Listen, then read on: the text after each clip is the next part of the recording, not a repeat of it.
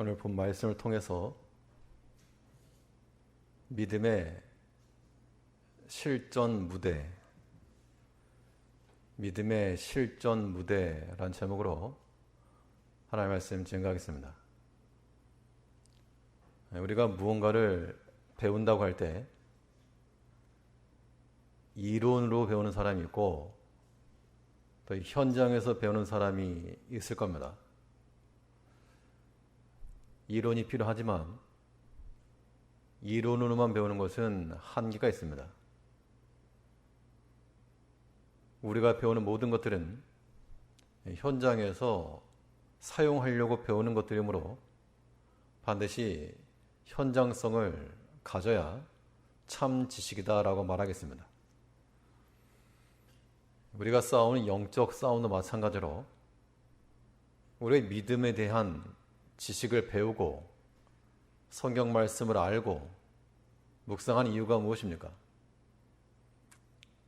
이것을 이론으로만 아는 거 말고 실질적으로 현장에서 쓰려고 우리가 이 믿음에 속한 것을 배우기도 하고 가르치기도 하고 훈계받기도 하는 겁니다.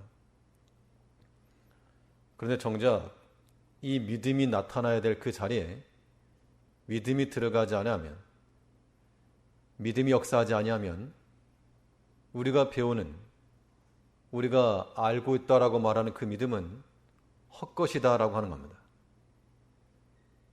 이제 우리가 이론으로서만 아니고 행함으로, 실전으로 싸워나갈 줄 아는 우리가 되어야 됩니다. 그렇다면 이 믿음이 움직이는 자리, 이 믿음의 실전이 되는 그러한 상황과 무대는 어디인가? 본 말씀을 통해서 결핍, 갈등, 영적 침체라고 하는 관점에서 차례대로 살펴보도록 하겠습니다.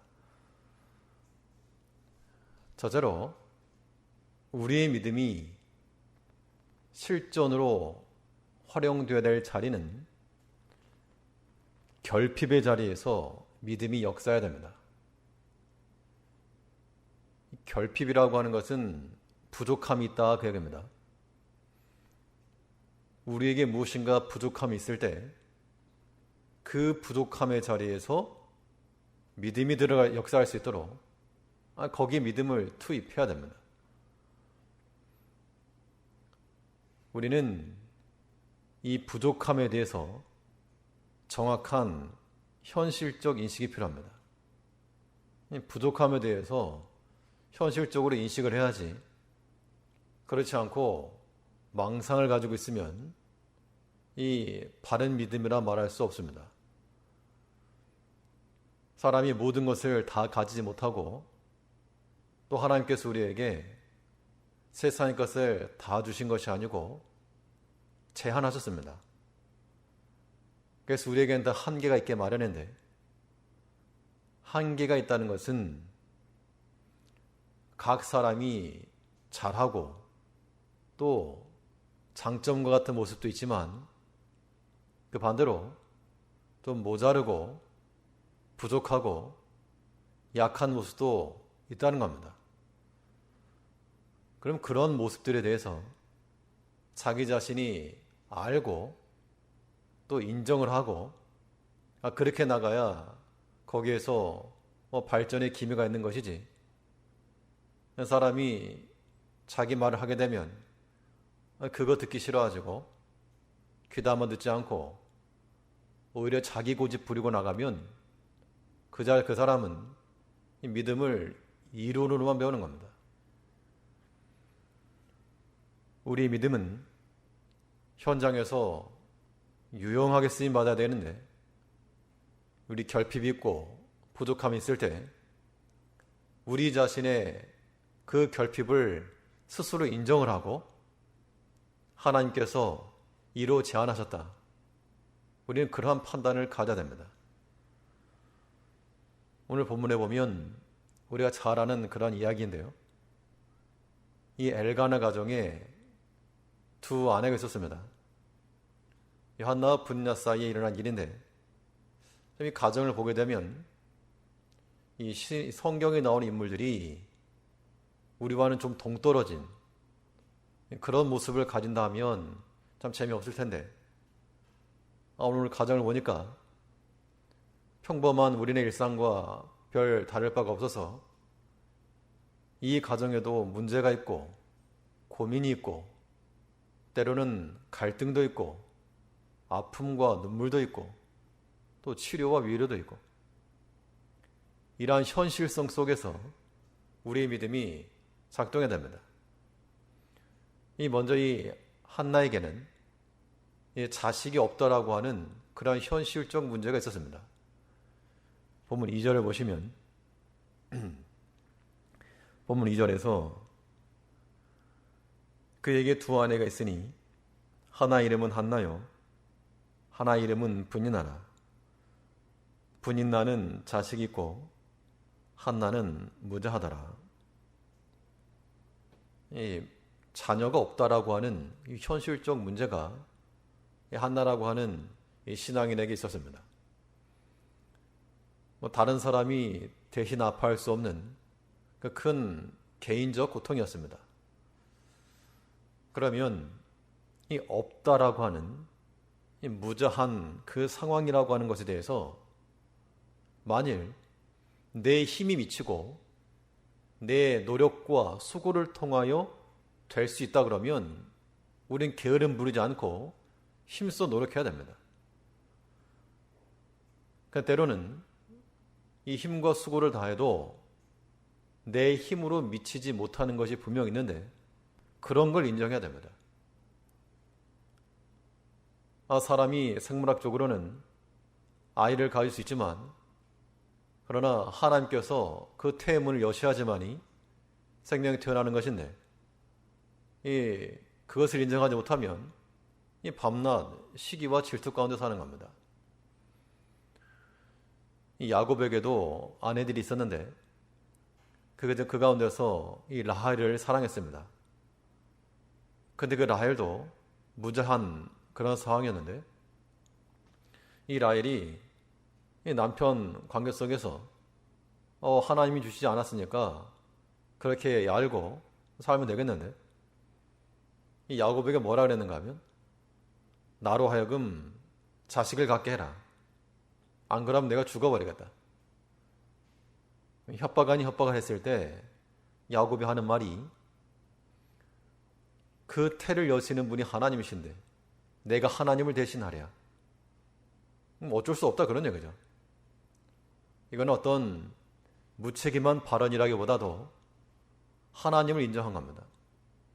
그러니까 이 무죄한 것도 하나님께서 그렇게 제안하셨기 때문이다 라고 생각을 하는 것이 이 믿음으로 생각하는 겁니다. 우리의 여러 가지 결핍함이 있을 때 그것에 대해서 미련을 보지 못하면 사람의 욕심이 들어가게 돼 있고 인간적 생각이 반드시 들어가게 되어 있습니다. 하나님께서 허락하지 않은 것에 대해서는 그것을 멈출 줄 알아야 되겠는데 인간적 생각이 도전하는 겁니다. 그래서 아담과 하와가 범죄한 것이고 또 성경에 나오는 모든 불순종 이야기들이 다 그와 같은 겁니다. 하나님께서 우리에게 제안하신 거 있습니다. 우리가 다 물질의 부유함을 원하고 지식의 풍성함을 원하지만 그런 원함이 있다고 해서 다 그렇게 되는 거 아닙니다. 게으름이라고 하는 것을 조장하는 것이 아니지만 우리에게 부족함과 결핍이 있는 것을 우리 인정해야 됩니다. 어떤 사람이 이 학문에 대해서 조금 욕심을 부렸습니다. 학문이라고 하는 것이 본디 어떤 학자적 역량과 그런 좀 탁월성이 있어야 되는데 그 떨어지는 좀 평범한 사람인데 학위를 받으려는 목적에 능력은 안 되는데 학위를 받으려 하다 보니까 거기에 이제 부정연한 겁니다. 이 공부하는 머리는 또 따로 있어서 아무리 내가 노력을 해도 안 되면 안 되는 거 알았을 때는 멈추는 것도 지혜인 겁니다. 이제 우리가 힘써 수고해서 될 것이 있고 하나님이 제안하셨다 라고 하는 마음을 가지고 나아가는 게 있습니다. 이 결핍이라고 하는 현장 가운데서 우리의 믿음이 현실성 있게 뛰려면 하나님께서 제안하신 것, 우리의 부족함이 있는 것, 그것을 인정을 하고 나아가는 그런 지혜가 우리 가운데 있어야 됩니다. 또 뿐만 아니라 이 결핍이라고 하는 것에서 믿음으로 이겨내려면 이 부족함도 하나님의 은혜라는 마음을 가져야 됩니다. 동의가 안 될지 모르지만 우리에게 부족한 거, 모자란 거, 그것 또한 하나님의 은총이라는 사실입니다. 오늘 새벽 말씀에 잠언 13장을 살폈는데요. 양통의 은혜입니다. 양통의 은혜. 재물이 있는 자는 그 가진 재물로서 생명을 구하기도 하고, 그러니까 물질이 있으면 좋다는 얘기죠. 자기도 살고 남도 살릴 수 있으니까. 그런데 그 뒤에는 그러나 가난한 자는 위협을 받지 않는다 그랬습니다. 강도가 와가지고 뭐 뺏을 것도 없으니까 협박하지도 않는다. 반면 있는 자들은 혹시라도 모를 그런 강도 때의 침입에 두려워한다, 그런 얘기입니다. 그럼 우리가 가질 태도는 무엇인가 하면 말 그대로 양통입니다. 하나님께서 우리에게 주신 있는 것으로도 우리 은혜를 삼고 없는 것으로도 은혜를 삼을 줄 아는 것, 이것이 우리의 결핍이라고 하는, 부족함이라고 하는 현실 가운데서 작동되는 믿음이라는 겁니다.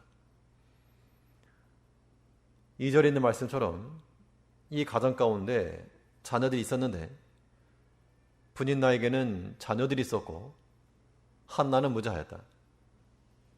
그럼 누가 좋은 것인가?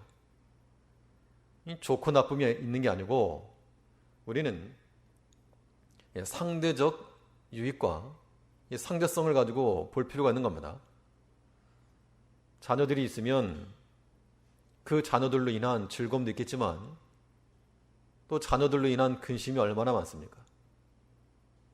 어렸을 때는 어렸을 때 돌보느라고, 또 자랄 때는 그 성장기 가운데 부모를 아파하는 경우가 얼마나 많고, 또 다 자랐어도 또 부모를 근심케 하는 일들이 얼마나 많습니까? 반대로 자식이 없다, 무조건 안 좋은 것만도 아니고 매이는 것이 없으니까 좀 더 자유롭게, 어떤 분들은 매이는 거 없이 내가 온전히 주의를 충성하겠다, 그런 마음도 갖는 겁니다. 결국 우리는 있는 것에 대해서도 하나 앞에 감사할 줄 알고 없는 것에 대해서도 하나 앞에 감사할 것을 찾아내는 것이, 그것이 바로 결핍이라고 하는 우리의 현실 속에서 작동하는 믿음이 되는 겁니다. 바울은 고린도후서 12장 7절에서 자기의 육체의 가시와 같은 눈병이라고 일컬어져 있는 혹은 간질, 이것이 없게 해달라고 특별히 3번을 하고 있다고 했습니다. 이게 선교 사역에 지장이 되니까 없으면 날개를 단 것처럼 주의를 하겠습니다. 근데 하나님께서 이 바울에게 응답하시기를 내 은혜가 내게 족하다, 내가 받은 계시가 너무 크므로 교만하지 않게 하기 위해서 육체의 가시를 주셨다.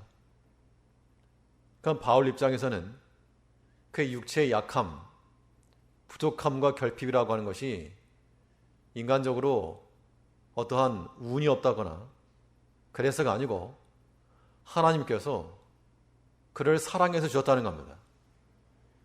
이 도무지 믿기지 아니할 이 사실에 우리가 수긍이 되고 동의를 하고 믿음 안에서 아멘이 돼야지만이 우리가 이 결핍이라고 하는, 우리가 원치 아니하는 육체의 약함과 혹은 물질적인 공고함 속에서라도 이 믿음이 약해지지 않고 하나님 섬길 수 있다는 겁니다. 그렇지 않으면 내가 잘 될 때는 하나님 잘 섬기고 좀 부족하고 약하면 하나님 버리고, 이것은 바른 신앙인의 모습이 될 수가 없습니다.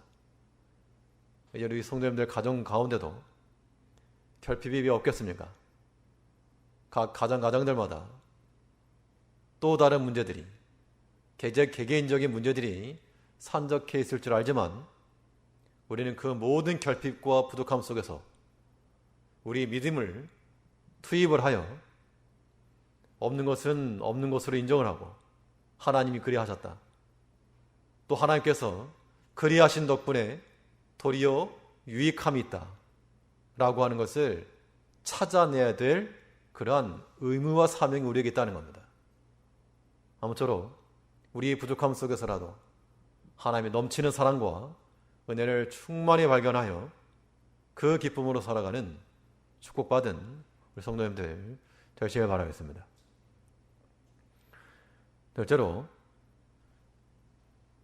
이 믿음이 움직여야 될 자리, 이 믿음의 실전 무대와 같은 장소가 어디인가. 둘째는 갈등의 자리에서 믿음이 역사해야 됩니다. 믿음이라고 하는 것을 평상시에 우리가 듣고 읽고 배우는데 정작 믿음이 나와야 될 자리에서 입 다물고 있으면 그건 벙어리입니다. 우리의 믿음이라고 하는 것은 갈등이 있는 현장 가운데서 효력을 발휘해야 됩니다.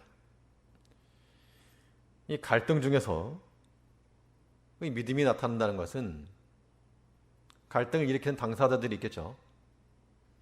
그 갈등 중에서라도 우리는 화평을 도모하는 자가 되어야 되겠습니다. 오늘 본문에 보면 이 엘가나와 브니나와 한나 세 사람이 나오는데요. 이 한나와 브니나 사이에 갈등이 조성되었습니다. 하나님께서는 우리로 하여금 속 편하게 그냥 한 사람씩 살아라 이렇게 하지 않으시고, 하나님께서 스스로 삼위일체의 그 관계 속에서 공동체성을 이루셨고 우리에게 마찬가지로 하나 될 것을 요구하셨습니다. 교회라고 하는 것이 형제입니다. 하나됨이죠. 그런데 우리에게 만일 그 하나 되는 것을 거절하고 나는 따로 믿겠다, 그것은 하나님의 존재 방식을 부정하는 것과 똑같은 겁니다. 우리 공동체성을 무너뜨리지 아니하도록 항상 우리 자신을 경계해야 되겠는데, 그런데 사람 있는 곳에는 사랑과 기쁨만 있지 않고 때로는 이 갈등거리가 반드시 생기게 되었다는 겁니다.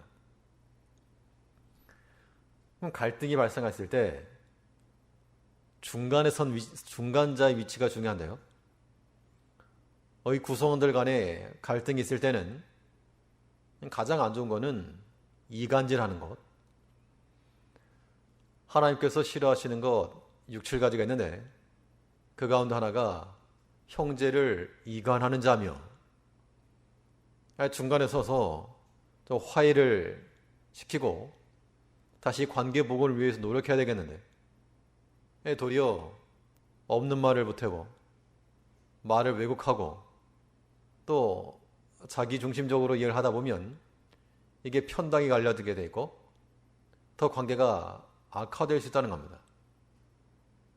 이제 우리는 이 갈등의 면면을 보게 되면, 물론 사람이 억지로 개입하게 되면 거기도 문제가 발생하지만요, 그 갈등이 일어나는 곳에서 화평을 도모하기를 힘써야 됩니다. 오늘 본문에 보면 이 엘가나가 브린나와 한나 사이에서, 사실 이 남자 사람들로 살아가면서 가장 골치 아픈 것 가운데 하나가 두 여인네들 사이에 끼는 겁니다. 물론 엘가나가 처했던 상황은 두 아내였지만 우리 한국식에서는, 우리식에서는 두 명의 아내는 있을 수 없을 것이고 두 여인네들이 있으겠습니다. 만일 이 고부간의 갈등이 있는 곳에서 아들이 중간에 꼈다. 아마 굉장한 스트레스를 받을 겁니다. 이쪽 편을 들자니 저쪽이 서운하고 또 저쪽을 거들자니 이쪽이 아쉽고 근데 이 중간에 그래도 중간에 선 사람이 지혜롭게 행동해야 됩니다. 그래야지만이 관계도 깨지지 않고 가정에도 화평이 도모되는 겁니다. 오늘 본문에 보면 한나와 이 브니나 사이에서 엘가나가 어떻게 액션을 취했는가 하면 4절 5절에 보니까 4절에서 엘가나가 제사를 드리는 날에는 제물의 분깃을 그 아내 브니나와 그 모든 자녀에게 주고 근데 제사 드리고 나서 그 분깃을 나눌 때 브니나는 빼놓지 않았습니다. 또 그 자녀들에게도 열애시키지 않고 다 분깃을 채워주었습니다. 그러니까 이거는 엘가나는 브니나와 그 자녀들이 곧 자기 자식이죠. 자기의 마땅히 할 도리를 했습니다. 또 한나에 대해서는 5절에서 한나에게는 갑절을 주니 이는 그를 사랑함이라. 그러나 여호와께서 그로 성퇴치 못하게 하시니 한나에게는 갑절을 줬다 그랬습니다. 그러면 이 브니나 입장에서는 이 자녀가 없으니까 좀 안쓰러운 마음에 갑절을 줬는가 보다. 그렇게 이해하고 넘어갈 수 있는데 이 문제의 원인은 이 브니나의 시기심이 발동한 겁니다. 물론 여기에는 한나의 어떠한 열등감이랄지 그런 것도 작용이 되었겠죠. 이 사이에서 엘가나는 두 사람 누가 잘했다 못했다 이걸 평가하지 않았고 이 마땅히 할 바를 하며 또 이 한나에게는 위로의 말을 건넸습니다. 8절에서 그 남편 엘가나가 그에게 이르되 한나여 어찌하여 울며 어찌하여 먹지 아니하며 어찌하여 그대의 마음이 슬프뇨 내가 그대에게 10 아들보다 낫지 아니하뇨. 그 상황에서는 이런 말이 위로가 될지 안 될지 모르지만 엘가나는 그의 마음 아픔을 좀 함께 하려 했고 나누려 했다는 겁니다. 어떤 갈등면에 있어서 마음이 상한 자를 위로할 때는 마른 수건 가지고 위로하는 겁니다. 사람이 지금 상해 있는데 물에 젖은 수건 주면서 훈계하고 가르치려 하고 옳고 그름을 따지려고 한다면 옳은 말이라도 위로가 되지 않는다는 겁니다. 도리어 마른 수건을 줘서 받아들이는 거예요. 내 쪽으로 좀 받아내주고 품어주고 그렇게 해야지만이 이 갈등 국면이 조금 조정되어 가지 다들 자기 소리만 하게 되면 이건 싸움터인 겁니다. 이 가정 가운데 부족할 것이라고는 없어 보니 가정 가운데 이러한 아픔과 다툼과 갈등이 있었다는 겁니다. 우리의 가정과 또 우리의 모든 공동체, 교회 내에서라도 혹여나 이러한 갈등이 있을 수 있지만 중간에 있는 자들, 옆에 선 자들이 지혜롭게 행하여 서로 마음을 헤아려주고 또 위로해주고 하나 되게 하기를 힘써야 됩니다. 이 갈등이 있는 자리에서 화평을 도모하는 자가 되어야 되겠고 또 중요한 것은 이 갈등의 이 자리에서 자기 자신이 평정심을 지켜야 됩니다. 이 갈등이 일어나고 있는 그 자리에서 자기도 같이 격동함을 받고 분을 내고 한나 분나 두 사람에게 당신 둘 다 잘못이라고 아무 데서 끝장 보자고 그런 식으로 나갔다 그러면 해결함이 되지 않았을 겁니다. 근데 엘가나는 이 두 사람 사이에서 화평을 도모하는 자가 되었을 뿐만 아니라 또 자기 자신도 이 격동함 사이에 끌려 들어가지 않고 마음의 평정심을 유지하고 위로하는 자리에 섰다는 겁니다. 이런 것들이 갈등이라고 하는 현장 속에서 빛을 발할 믿음이라고 하는 겁니다. 불씨라고 하는 것은 잡아야지 그걸 키우게 되면 자기도 삼키워지는 겁니다. 엘가나는 참으로 지혜롭게 두 사람 사이에서, 사실 두 사람 사이에 낀다는 게 굉장히 부담되기도 하고 또 스트레스 받는 일이지만, 예수님께서 십자가를 지신 것이 바로 중간에 끼신 겁니다. 하나님과 원수되었던 우리를 하나님과 화목하게 하시려고 하나님 편에도 만족을 드리고 우리에게도 만족을 주기 위해서 대신 자기가 고난당한 겁니다. 이제 우리가 이러한 갈등의 자리에서 그리스도의 마음을 닮아 차라리 내가 희생을 하고 또 내가 고생을 하고 내가 책임을 감당하여 이 하나됨과 화목함을 유지나가는 이러한 믿음을 드러내는, 믿음이 작용되는 그러한 모습을 가져야 되겠습니다. 갈등 없는 것이 가장 좋겠으나 이러한 갈등이 있는 중에서라도 우리의 믿음은 작동해야 되겠습니다. 그래서 이 믿음을 가지고 살아가는 성도님 되시기를 바라겠습니다. 마지막으로 이 믿음이 움직여야 할 자리, 이 믿음이 실전으로 뛰어야 될 그 현장이 어디인가? 첫째는 이 영적 침체의 자리에서 믿음이 역사해야 됩니다. 영적 침체가 있는가? 있죠. 이 사람이 이 몸에도 순환 사이클이 있는 것처럼 이 신앙적인 면에도 이런 순환 사이클이 분명히 있습니다. 점점 이 반복이 되면서 점점 우상향하는 게 정상인데, 이 영적 침체라고 하는 이런 상황 가운데서 우리가 뒤로 돌이키지 않고 그때도 우리 믿음이 역사해야 되겠는데요. 이 영적 침체를 믿음으로 극복해내는 방법은 무엇보다도 이 예배의 자리를 굳게 지키는 겁니다. 이거 놓치면 다 놓치는 것이고, 이 예배의 자리에 붙들면 그래도 소망이 있는 겁니다. 오늘 본문을 보면 참 재밌는 장면이, 우스워서 재밌다기보다도 이 매년 이 엘간의 가정이 성전에 올라갔다 그랬습니다. 제사로 올라간 거죠. 우리 3절을 보시면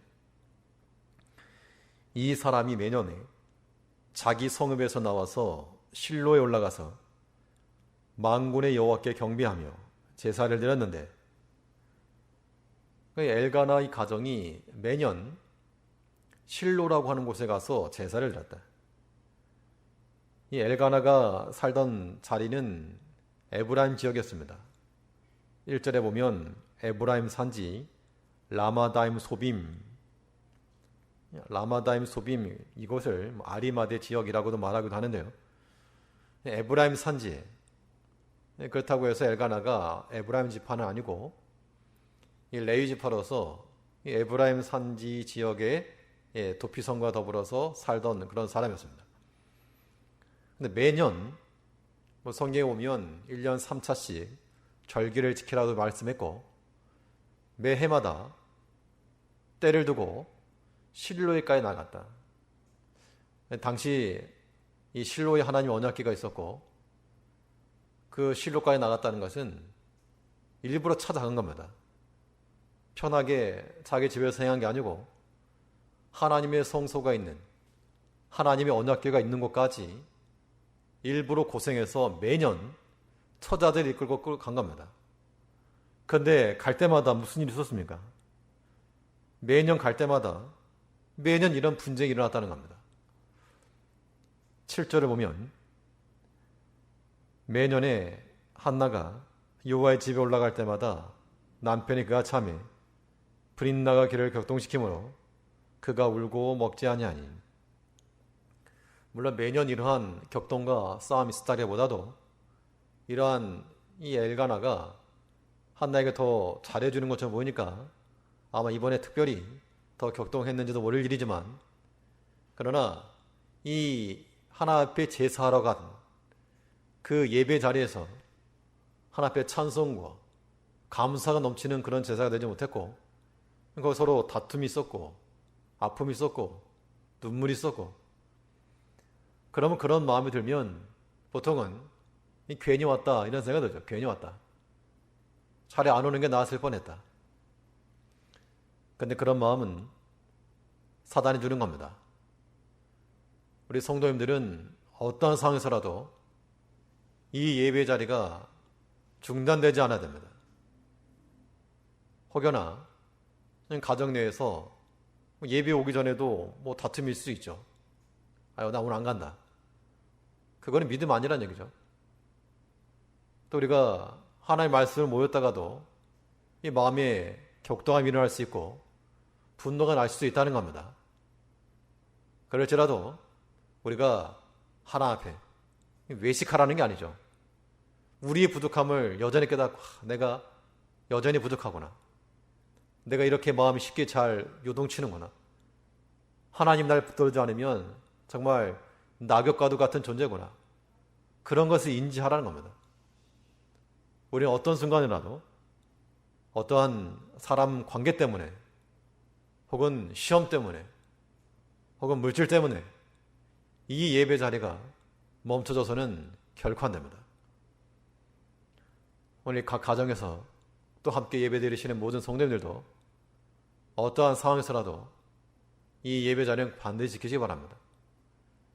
설령 코로나 때문만이 아니라 어떤 물리적 거리 때문에 나오지 못한다 하더라도 이제 어느 지역, 어느 곳에서든 한 마음을 가지고 이 자리 지킨다.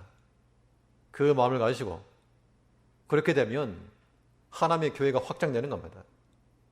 사당동 여기에만 교회가 있는 게 아니고 성도님들 계신 곳곳까지 우리 교회가 커지는 줄 알고 이 예배의 자리 놓치지 않고 지켜내는 것, 이것이 영적 침체에서부터 우리를 지켜내는 그러한 실전 믿음이 되는 겁니다.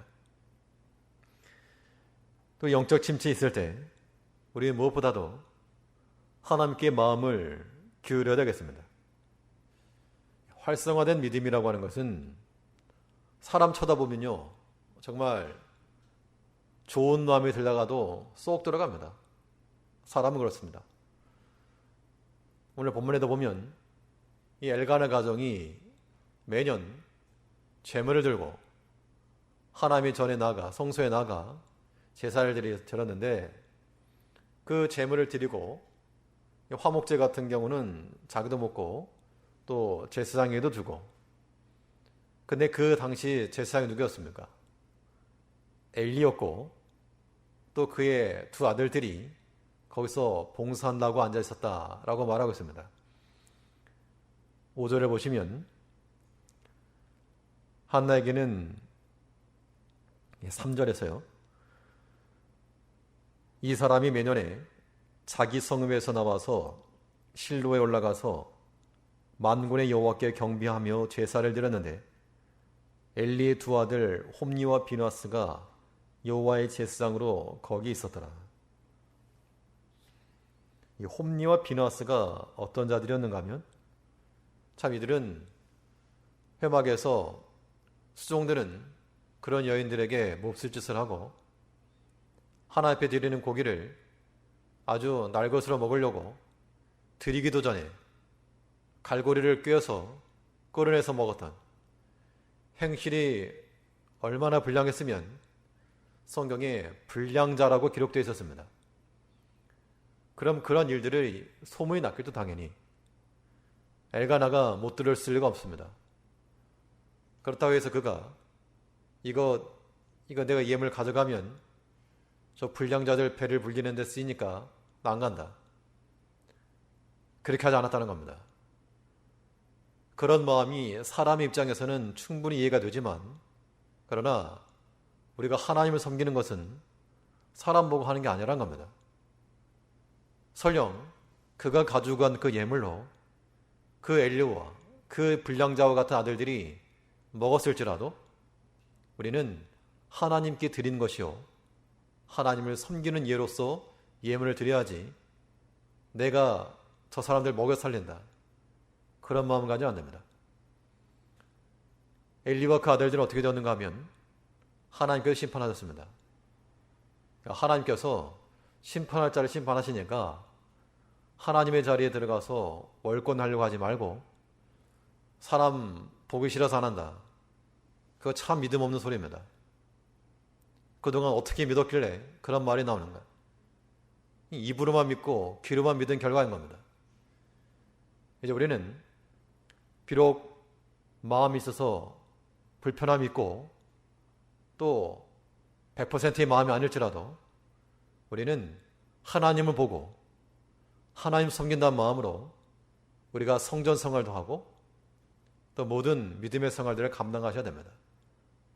그러면 선악간에 하나님께서 판단하시고 또 우리는 하나님을 섬기는 자로서의 은혜와 축복을 주시는 겁니다. 이 가정 가운데 이러한 큰 소동이 있었지만 이 시험을 잘 넘기고 나니까 하나님께서 사무엘이라고 하는 은총을 더하신 겁니다. 이제 우리 삶 가운데서 여러 가지 현실적인 일들이 있을 것인데 이 믿음이라고 하는 것이 현실에 막히는 게 아니고 우리의 믿음으로써 현실들을 밀고 나가는, 뚫고 나가는 그러한 믿음의 실전용 믿음이 되어야 한다는 겁니다. 우리 결핍이 있을 때에도 하나님 앞에 더욱 감사하고 상대적 부유함을 찾으며 갈등이 있는 자리에서라도 화평자가 되고 평정심을 지키며 영적 침체에 있을 법한 상황에서라도 예배자를 지키며 하나님 바라보고 믿음 생활을 끝까지 감당하여 우리의 믿음이 말로만 배웠다, 이루로만 배웠다 판단받지 않고 참으로 우리 현실 가운데 쓰임받는 능력 있는 믿음으로 살아가는 모든 성도님들 다 되시기를 바라겠습니다. 기도하겠습니다.